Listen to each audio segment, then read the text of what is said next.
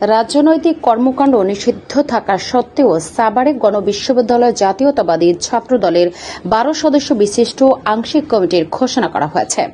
আইন বিভাগের তৃতীয় বর্ষের ছাত্র মোহাম্মদ নির্জনকে সভাপতি এবং মোহাম্মদ আসাদুর রহমান বিজয়কে সাধারণ সম্পাদক করে এই কমিটি অনুমোদন দেয় বেসরকারি বিশ্ববিদ্যালয়ের ছাত্রদল। বিশ্ববিদ্যালয় কর্তৃপক্ষ এ ঘটনা ক্ষোভ প্রকাশ করে জানান, বিশ্ববিদ্যালয় প্রতিষ্ঠাকালীন নীতিমালায় রাজনীতি নিষিদ্ধ এবং ভর্তি ফর্মে ছাত্রদের দলীয় রাজনীতি থেকে বিরত থাকার অঙ্গীকার নেওয়া হয়। এ নিয়ে প্রশাসনের পক্ষ থেকে নতুন করে নোটিশও জারি হয়েছে এবং উপাচার্য হুঁশিয়ারি দিয়েছেন, নীতি ভঙ্গনকারীদের বিরুদ্ধে প্রয়োজনীয় ব্যবস্থা নেওয়া হবে। অন্যদিকে ছাত্রদলের পক্ষ থেকে দাবি করা হয়েছে এটি ব্যক্তিগত মত প্রকাশের অধিকার এবং তারা প্রশাসনের সঙ্গে আলোচনার উদ্যোগ নেবে। গণবিশ্ববিদ্যালয়ের ইতিহাসে এটি প্রথম কোন প্রকাশ্য ছাত্রদল কমিটি গঠনের ঘটনা।